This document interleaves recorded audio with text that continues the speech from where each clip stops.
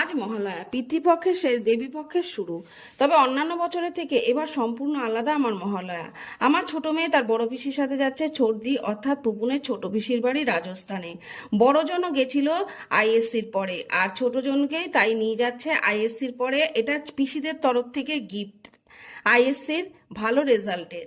আর যাচ্ছে দুরন্ত এক্সপ্রেসে। ট্রেনে খাবারের সব বন্দোবস্তই থাকবে, কিন্তু তবুও বাড়ি থেকে কিছু খাবার দিয়ে দিলাম। আলুর এই তরকারিটা জল ছাড়াই করি, নষ্ট হবার কোনো ভয় থাকে না। সাথে দিয়ে দিলাম বাটার নান। ওর বাবা আজ বাড়ি ছুটি আছে, সেই সব খাবার প্যাক করে দিল। আর বড়জন থাকে কলকাতাতে, ও স্টেশনে আসবে ওদের সাথে দেখা করতে, তাই ওর জন্যও কিছুটা খাবার প্যাক করে দিলাম, সাথে কাঁচাগোল্লা।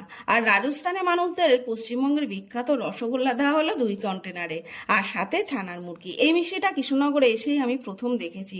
আর 2 ভাগ্নের জন্য মামার বাড়ির স্পেশাল গাছের আমের আমসত্ত্ব। ভিডিওটি ভালো লাগলে লাইক শেয়ার ও কমেন্ট করবেন। টাটা।